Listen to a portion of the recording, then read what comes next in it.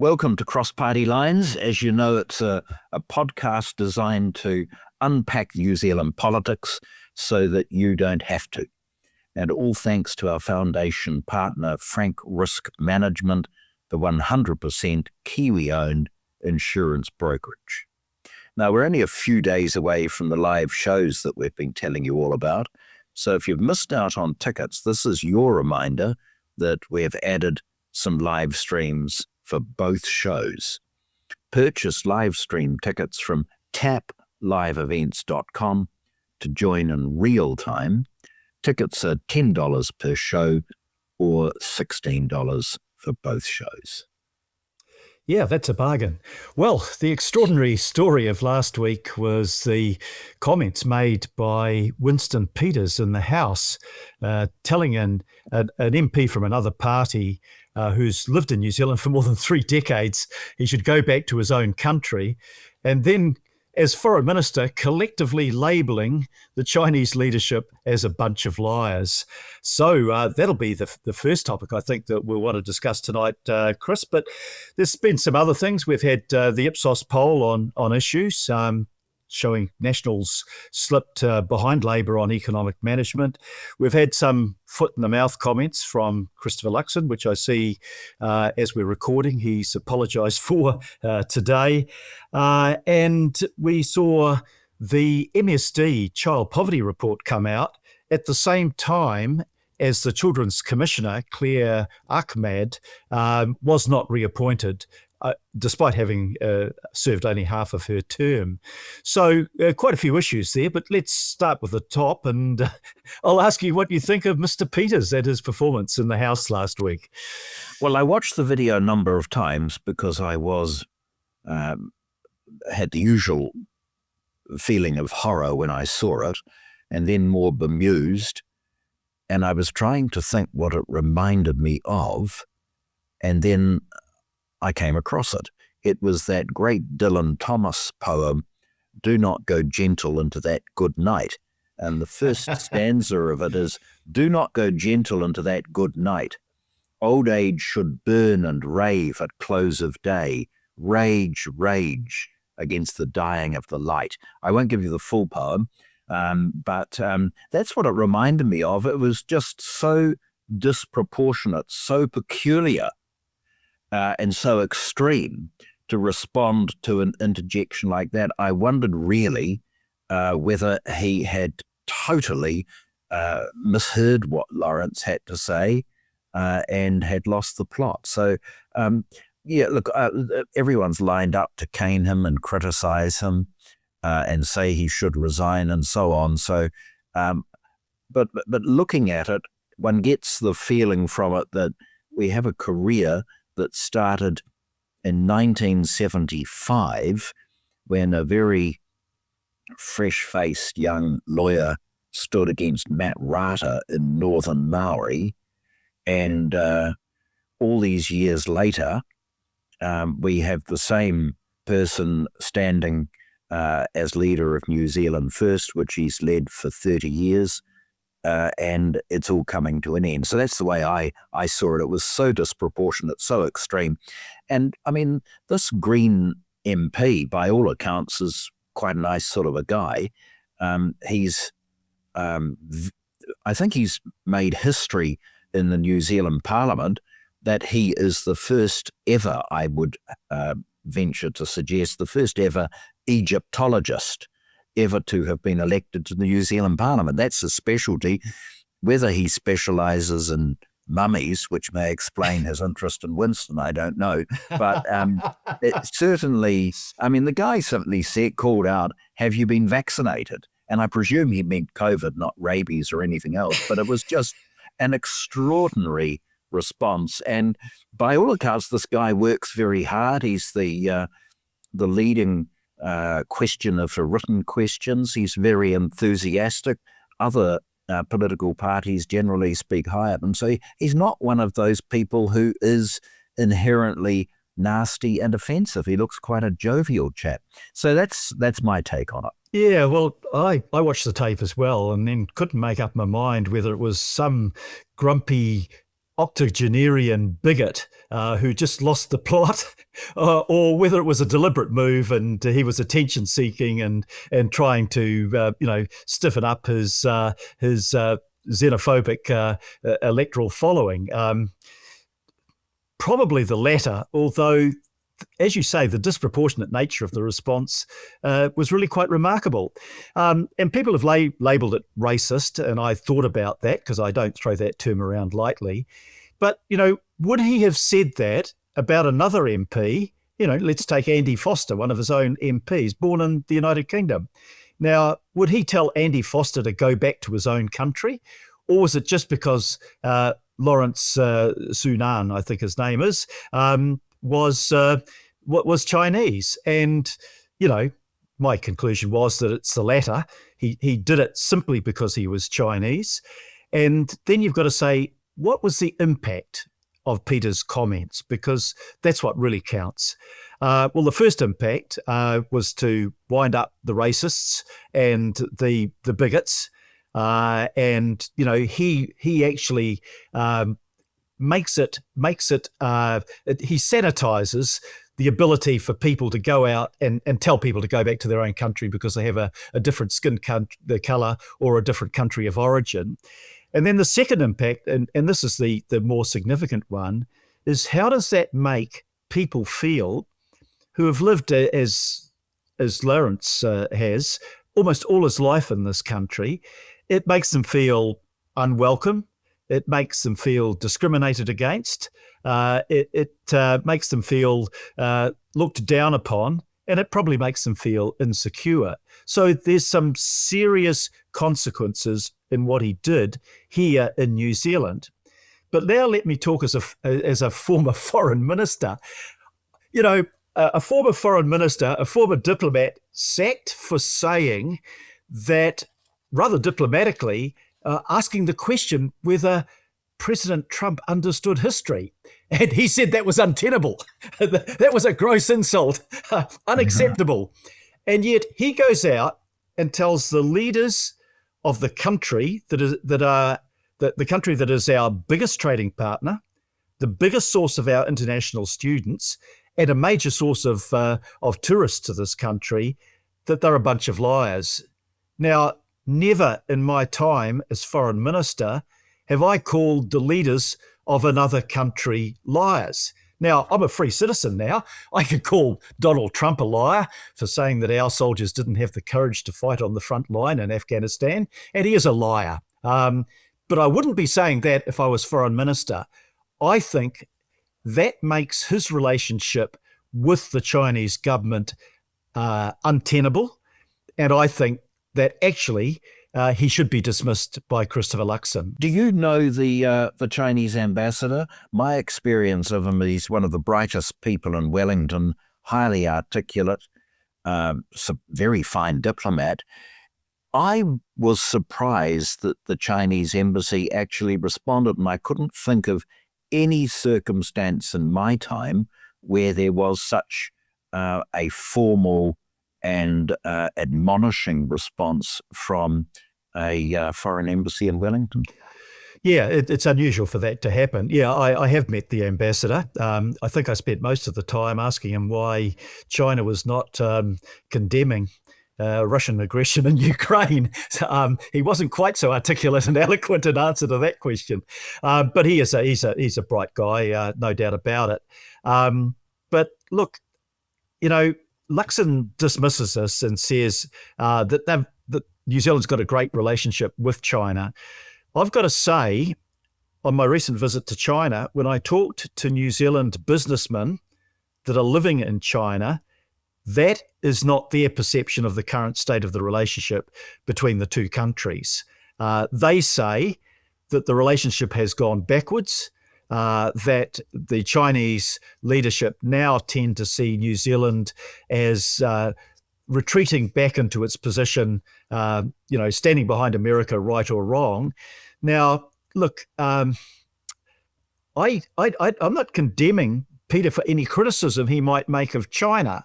I'm simply saying that the language that he used and the situation in which he used it took him nowhere. It produced nothing positive. What I don't understand, and maybe you can help me with this, Luxon said that he would not accept Stuart Nash in his cabinet because he was sexist, but apparently it's quite acceptable to have a man that he is now labelled as racist in his cabinet.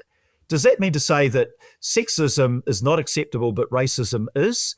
Or is he simply between a rock and a hard place? I think the latter. I mean, it reminds me very much of the period leading up to the 2008 election when you were Minister of Defence and Trade Negotiations, and a certain Winston Raymond Peters was Minister of Foreign Affairs.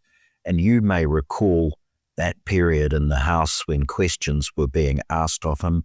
There was a reference to the Privileges Committee about misleading the House. I can't be sure about that, but there's certainly a reference to the Privileges Committee. Rodney Hyde asked a question which took about 45 minutes before Margaret Wilson threw him out about Seminovich fisheries. And it was both Michael Cullen and Helen Clark were having to defend Mr. Peters. It just seems about this time in the electoral cycle, things go off the rails with him. So nothing really surprises me with the response of the Prime Minister, because I think we're Helen Clark in the same position. We can ask her this at the Great Live podcast.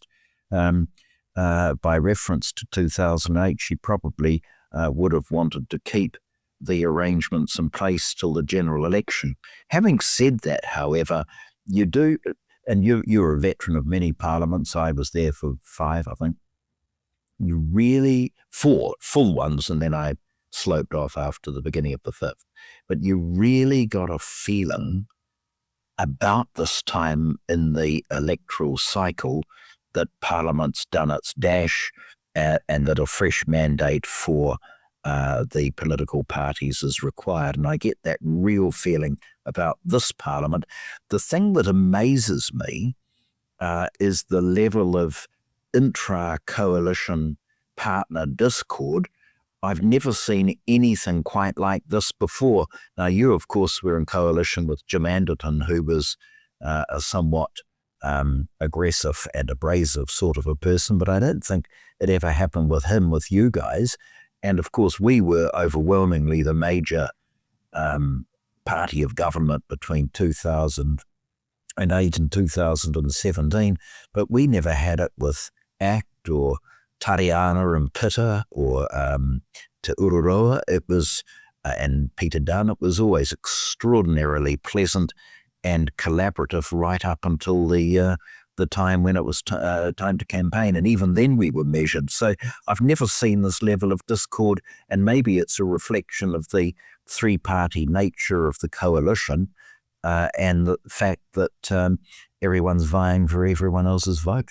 If I take you back to 2008, you may have forgotten, but Helen Clark actually suspended Winston Peters from his role as foreign minister, and he was stood aside from that role over the debate over his denial that he'd received money from Owen Glenn. Oh, was it Owen Glenn, was it? Right. It was Owen Glenn. And remember, Peter's holding up that sign saying no, when he should have been holding it up aside saying yes.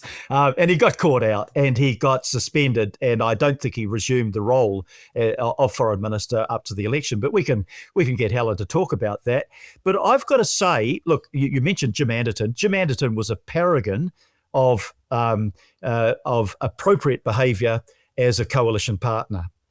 He followed the rules. He followed the cabinet manual. He was a good person to work with. He stated his views strongly in cabinet, and then he went with the majority vote when that vote occurred. And Peters, in that time, wasn't behaving in the kind of unbalanced way that he seems to be behaving now. I think he was probably frightened of Helen Clark, actually. Most people were. But, Helen wouldn't have taken that sort of nonsense, frankly. But let's ask her about it. And I just think that I can't understand, sexism is bad. Is it worse than racism? And my answer, no, I think racism is really the pits. And, Jim Bolger had the same problem, of course. I remember Jim Bolger yelling out across the House in 1995, calling Peters a racist. So it's not a new term to use in regard to Peters. He's justified the use of the term time and again. And then I gave Jim Bolger a hard time when a couple of months later, there was Jim Bolger sharing a bench with Winston Peters as his deputy and asking him whether he still thought that Winston Peters was a racist. I can't remember his answer, but I'm sure it slided away from the reality of it. Yes, you never like questions like that, because I recall after the iwi kiwi advertisements, I then became Minister of Treaty Negotiations, and Michael Cullen asked me how my stance on a particular issue could be reconciled with the iwi kiwi advertisement that we'd been pushing a few months earlier. And I think I said, oh, well, that was then and this is now. And given the howls from the opposition benches, I don't think they were too impressed with that answer. But you're absolutely right about Jim Bolger, because he wrote in his book, A View from the Top, that in 1996, he was resisting this kind of clarion call from the leader of New Zealand First, because, as he said, it may help win an election, but come Monday, how do I govern? And Jim Bolger, whom I almost revered because he was such a good guy, he found this sort of thing utterly and completely repellent. And insofar as picking on Maori were concerned, and also picking on foreigners, it just was totally against everything, every fibre of his body. And so 30 years on, exactly the same thing is happening again. And I think that may well explain why the Opportunity Party is starting to look very interesting for a lot of people, because they want both major parties to have the choice of another political party they can look to, rather than this toxic brand of right-wing extremism, which is not where New Zealanders are at. It's quite interesting today that Kulai Wong, leader of the Opportunities Party, came out and said that she would not go into coalition with a government that continued to have Winston Peters as its foreign minister. Now, Kulai, of course, is her dad is Chinese. Her mother, I think, is European. I don't know much about the background of the two, but that was quite interesting, because she's never put any condition about who she would go in with, and this is the first time that she felt sufficiently wound up to say, no, you can't have this guy. And frankly, look, if some issue came up where we had to have liaison with China to try to sort it out, it might be a trade issue, for example, or it might be a foreign policy issue. What sort of standing would Winston Peters have to take a New Zealand request to the Chinese government to ask them to reconsider a position, or to deal with an issue that was fundamental to our interests? And I think you and I both know the answer to that question. He would have no standing at all, and that's why he can't be foreign minister. I do feel sorry for the diplomats in foreign affairs, because they've got to probably bear the brunt of all this. I suppose we should move on, but I'm very much looking forward to asking Helen Clark about to recount the history of the period leading up to the 2008 election. I have a feeling that, with respect, you're absolutely correct that he'd been suspended, and you've refreshed my memory in that regard. But he certainly did cause a lot of heartburn for the government in those last few months. And I just recall so very well when Rodney Hyde was asking a question, Peters was objecting, and eventually Rodney was thrown out of the house. And I remember it very well, because I was offering sotto voce comments from my seat, words of advice to Margaret Wilson, and at one stage she stopped and said, "Yes, Thank you, Mr. Finlayson. I hear what you have to say. I don't need your advice. Keep your comments to yourself. And so I shut up. And you were trying to be helpful. I was there to help. Yeah. I'm from the opposition and I'm here to help. You're right. That could be a TUI billboard. Aggravating the speaker was not one of those things I was interested in. And Margaret was easily aggravated, to be fair.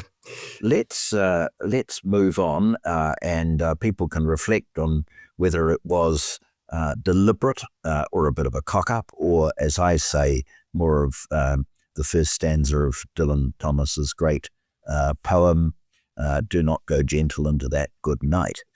Let's come to something that's not going gentle into that good night, and that's the economy, because it was in the spotlight last week for quite a number of reasons. One of those was some very high-level discussion about data centers and the role they'll play in the future digital economy. And I've known for some years that there's been, I think at one stage, there was talk possibly of developing such a center at the site of Comelco. But I think Comelco decided not to pull out because the cleanup costs would be too great. So Southland would seem to be one of the best places for a data center out of Bluff. So it's quite an interesting thing. And I know you've followed it a little bit. And do you have any thoughts on it? Yeah, the controversy at the moment is about it's not just a data center, it's an international artificial intelligence processing center. So it makes it quite different from the data centers that we have at the moment. We've got about, I think, 62 data centers around New Zealand right now, another 20 under construction, and they're largely dealing with domestic data held in New Zealand. Got a lot of them here in Auckland. There's a government one, particularly sensitive one out at Whenuapai Base, where I think all the spooks information is probably stored. Not sure whether I'm allowed to say that, but it's probably in the public arena. But combined, these 62 data centers use about 125 megawatts of power. That's for the whole 62. Now, this new centre that they're planning for Makarewa, which is just north of Invercargill, is going to consume something like 280 megawatts. That's more than twice the power consumption of all of the data centres already existing in New Zealand. And the company, it's Data Grid. It's a Singapore-based company, and it's putting planning to put $3.5 billion into building this centre. $3.5 billion. That's huge.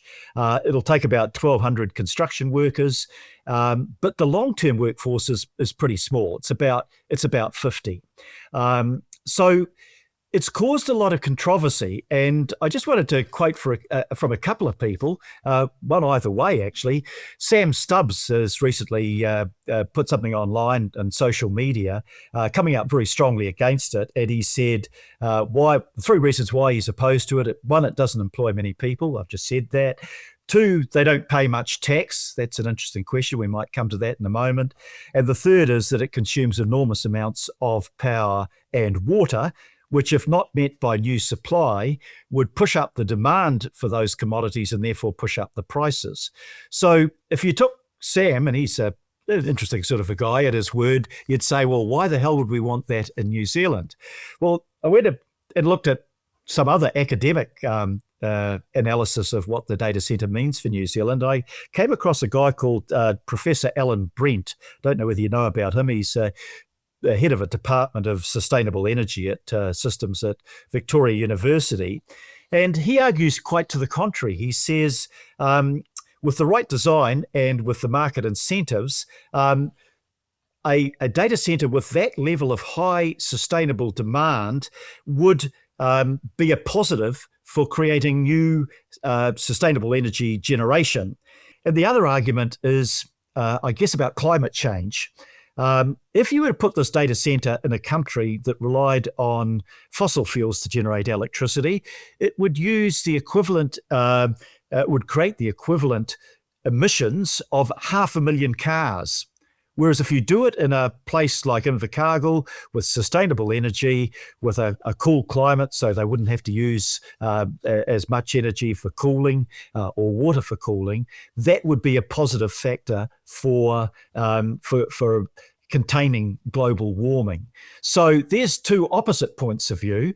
And I guess the question I have, and I'll throw to you, Chris, is what I don't understand is why this debate isn't being led by the government, why it isn't being led by the company, which is Data Grid, why they're not speaking out. You know, when there's a debate going and they're asked for an interview, they don't give one. The government isn't very forthcoming on it. And the investment agency, which is encouraging data centres to New Zealand, isn't very forthcoming.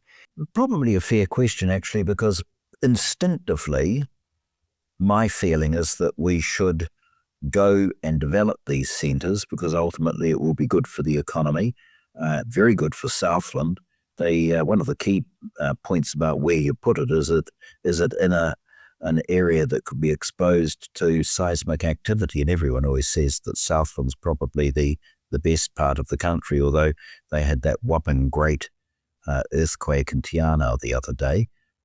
Water is not a problem in Southland. It is, to quote Sir Geoffrey, or he spoke about it in terms of the West Coast, it is a very pluvial area, and it will give lots of opportunities for construction. So, and the professor's analysis that you read out seemed to be spot on. It's just unfortunate that, and I always recall Paul Johnson's book, The Birth of the Modern, and he was explaining how the Luddites used to go crazy in factories in Britain as Britain transitioned from an agricultural to an industrial society. Well, it's obvious that we're in the midst of transitioning to the information society now. What does that mean for our economy? What are the prospects that are positive for the economy? What do we have to watch out for?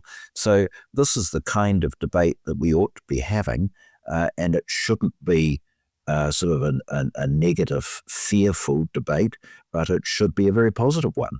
But instinctively, I'm in favour of this sort of development. The one point you've mentioned is tax going offshore, with these offshore companies. I don't know that there's any better an answer to that question in relation to this type of economic activity than there is for others, because if New Zealand cannot tax many of these multinationals in a unilateral kind of way, it's going to take work at an international level to gain an international consensus on that issue. There's a guy called is it Greg Davidson, I think he's chief executive of Datacom, and he said, look, he's in favour of the data centres and he's in a good position to judge the benefits of it, but he says that you have to ensure that New Zealand benefits and taxes are paid here. Now, the Labour government, the last Labour government, and supported by the current National-led government, passed new legislation which was in response to something the OECD was doing. It's called the Global Anti-Base Erosion Rates rules. And this says that all companies, whichever country they're operating in, have to pay a minimum of 15% tax. Now, I'm trying to work out, this legislation just went through last year. I'm trying to work out whether that's made any difference. I mean, our corporate tax rate's 28%. So actually, they should be paying 28%. And I've seen academic analysis that says the legislation won't make much difference because, they will be paying 15% here, which I suppose we're getting something out of them. But why the hell aren't they paying the same as if they were a New Zealand-based company? My gut feeling, looking at the evidence that I've read to date, is yes, on balance, what we're actually doing is we're exporting sustainable energy, not in the form of energy, but in the form of data. And that could bring income into New Zealand. I think the Boston Consulting Group said it could be worth something as much as $70 billion over time in economic benefits. But I want to see those things spelt out and demonstrated, and the regulations set out so that we know exactly what the deal that New Zealand is entering into, and that it is of benefit to New Zealand, rather than simply taking their word for it. I think we're agreed on balance. This kind of potential is good for New Zealand and should be explored with enthusiasm. And I think as we move into the information age more and more, let's get away from that, oh dear, we're fearful of the future, into, well, let's embrace the future. How can we gain something from it? What special attributes do we bring to the development of data centres in New Zealand, and basically have an attitude of let's go for it. But there are other economic discussions that have been had, and one was that Ipsos poll indicating that things are not looking too flash for the government at the moment, and Labour seems to have moved ahead on some key economic indicators, whereas 3 years ago they were pretty well down on the dumps on those ones. Any comment? Yeah, it's pretty unusual for Labour to be leading national on economic management. I mean, they're leading on cost of living, they're leading on health, they're leading on almost every issue apart from law and order over national, with the Greens picking up a couple like sustainable development and the Maori Party picking up, obviously, Maori issues. But for National to concede to Labour that more people in New Zealand think that Labour would be a better manager of the economy than National is quite a turnaround for National. And that's something that should worry them. I see a commentary by one of the economists last week also saying it's too late now for the National Party to turn the economy around before the election. I think that was Liam Dan in the Sunday Star Times. Yeah. And I think he also made the point, and others have if he didn't. Look, a lot of the problems with the economy at the moment are caused internationally by Iran.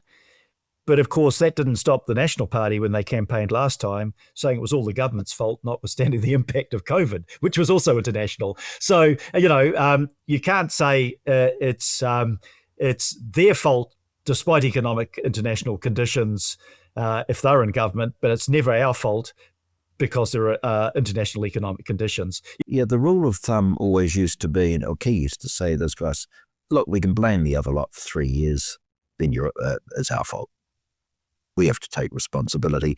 My impression is that in the last few electoral cycles, that's changed a bit, and people, perhaps unreasonably, but people want change to come, and change to come quickly. And so they were very harsh on the Labour government in 2023. And they're being pretty harsh on this government. Yeah, there's a grumpy guy who's a business manager who said in the media tonight, who said he'd voted National all his life, but this time he wasn't going to. He said, he was a grump. He said, Labour destroyed the economy and National hasn't made it any better.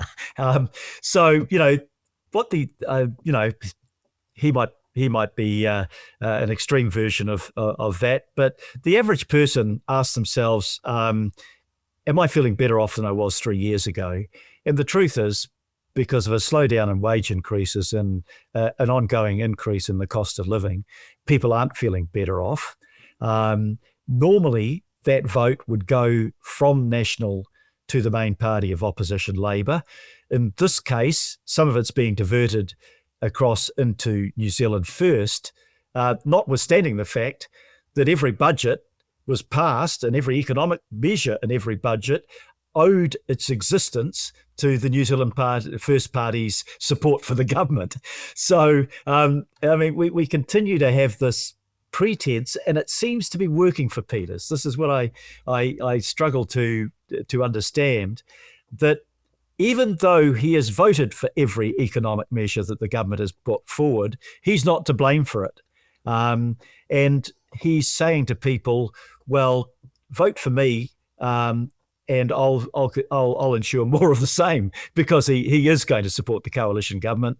I see nothing in any of his comments that suggests for a moment that he would go with Labor. He has said explicitly that he'll go with National. Yeah, it beggars belief, but then again, last week we discussed the oil and gas ban that they were actively in favour of, and they've successfully conveyed the image that, oh no, they were really unhappy about it, when all the evidence is to the contrary. So there you go. That's the challenge for people who are making up their minds whether to support New Zealand First. They are a party filled with contradictions, and those contradictions need to be explored vigorously by voters and also by the commentariat. But there's precious little commentary at the moment about these internal tensions. But let's get on to our last topic of the day today, and it's kind of two things that happened in the last week that coincided. One was that Ministry of Social Development child poverty report, which basically showed that child poverty has increased, I think, from was it 148 or 158,000 to 170,000. And then there was an article, I think by Thomas Coughlin in the Herald, that said there was a marked reduction in child poverty between 2017 and 2021. So child poverty has gone up. And one of the critics of that was the Children's Commissioner, Claire Ahmed. Now, I don't know her. I don't know whether you know her, but I've watched her a couple of times on television, and she was appointed while I was overseas, so I knew nothing about her background. But she actually impressed me in the way she articulated the arguments and seemed, quite fair and balanced, but not scared to speak out against the things that she thought was wrong. Now she's been dumped halfway through a term because the government had changed the legislation and changed the structure somewhat. Normally she would have been able to at least finish the term, but she's been removed and no reason given. What do you think that says about the independence of the position, and why do you think she was not appointed? Well, I go further than that. I just don't think we need a lot of these commissioners.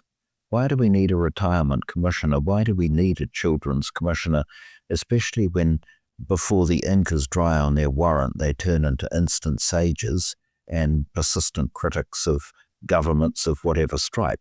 So we created a retirement commissioner, but I don't know what that commissioner does. Some commissioners' jobs are important, like, for example, the Judicial Conduct Commissioner, set up by you under your judicial complaints legislation.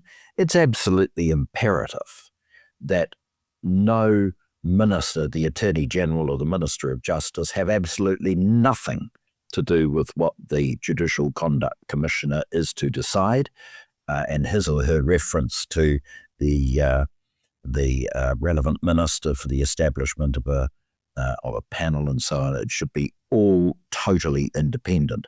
But there are other commissioners where I just don't think they need to exist. And I think many of these positions, or some of these positions, were created to provide a bit of a buffer between the government and the constituents. But I just don't think they work. And I would prefer, if there was to be a commissioner to look at future developments, I'd go back to something like a commission for the future. But we don't need a retirement commissioner.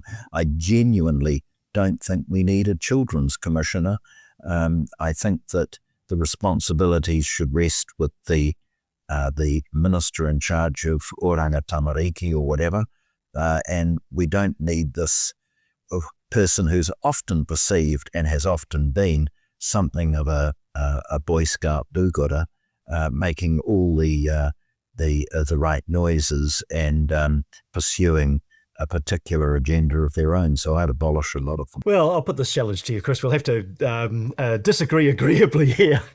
When you've got child poverty rates at 3 times that of the average of every other developed country, doesn't that reflect a failure of government? And doesn't that demonstrate the need for somebody to challenge the government to start addressing the reason why that might be the case? Look, I agree with you. Normally, the Minister for Oranga Tamariki should be the person taking responsibility. But when they're not, and when child poverty is getting worse, and, when nearly a third of Pacifica kids are living in poverty, don't you need to have somebody there that is the conscience of society that says, look, really, we've got to do better than this.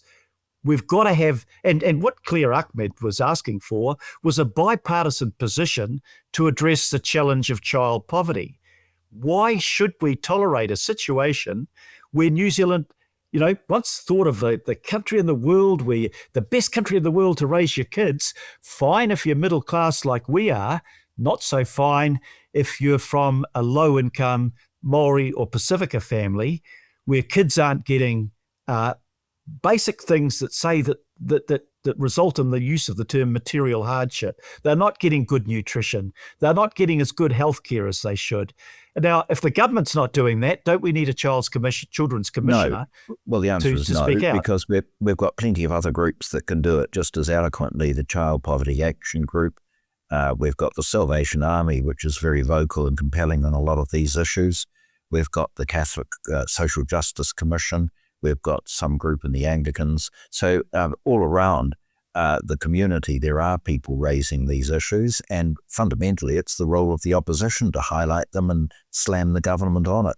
I just don't see what a child's commissioner does to enhance the conversation any more effectively than some of the groups that I've been talking about. I just have this principal view that we've created all these commissioners, and they make all sorts of fine statements, but they don't add to anything. Well, I think if you went back and asked those groups, and I agree with you, they're important groups. The Salvation Army, the Sallies have always done a fantastic job. The Catholic Church has been really good in this area. You ask the Child Poverty Group, likewise, you ask any of those groups whether they think the institution of a Children's Commissioner is a valuable institution to articulate the case for change, and whether they thought Claire Ahmed did an exceptional job in that role, I think they would surprise you, and all of them would say yes and yes. Because, look, I've always felt very strongly about child poverty, and I just can't understand that, we spend all of our time, and we spend time on this podcast talking about the latest outrage from Winston Peters and the stupidity of what he's saying. But what we should really be looking at is, if we want to address the underlying problems of our society, why kids aren't succeeding in education, why kids are going off the track and committing crime, why kids are taking up drug and alcohol, then you need to address the fundamental questions about the nature of life that those kids have had that have led them to where they are. Now, speaking to you as a Catholic, it was the Maris that said, give me a child until he is 7 and I will give me a boy. The Jesuits. Give me a boy until he's 7 and I will show you the man. Now, what I found from looking at the longitudinal studies that we did at Christchurch University and Otago University, some of them now 50 years old, is that actually a kid's future is determined by the time they're 3. So I had people like Phil Silver, Professor Phil Silver from Otago, now deceased, and a guy called Ferguson from Canterbury University that said when they went through this longitudinal study that studies kids from the day they're born right through now till some of them are in their 40s and 50s, both of those professors said to me they could tell at age 3 which of those kids were likely to be benefit dependent, which of them were likely to be unemployed, which of them were likely to be addiction prone. Now, why aren't we addressing those problems at their cause rather than coming up with all our facetious law and order debates about, send them to boot camps, etc., far too late? The best way to stop crime is to stop the causes of it, not to treat the symptoms. Well, I ought to say Phil will have to agree to disagree, that there are important substantive issues that need to be discussed, but whether we solve all these problems by creating commissioners is a story for another day. And also, at some stage, we should be talking about reorganisation of government to make it more effective and responsive. But anyway, that's another issue. Good discussion tonight. We always say that we're not going to talk about New Zealand first, but we always end up talking about New Zealand first. So we shouldn't come across as monomaniacal. But there you go. I think that we want people to follow the podcast on Spotify, Apple, or wherever they listen to podcasts. Can I end by thanking Frank? And finally, don't forget to buy your tickets for the live stream for Cross Party Lines live at tapliveevents.com. So we'll see you next week. See you in the live podcast. Looking forward to it.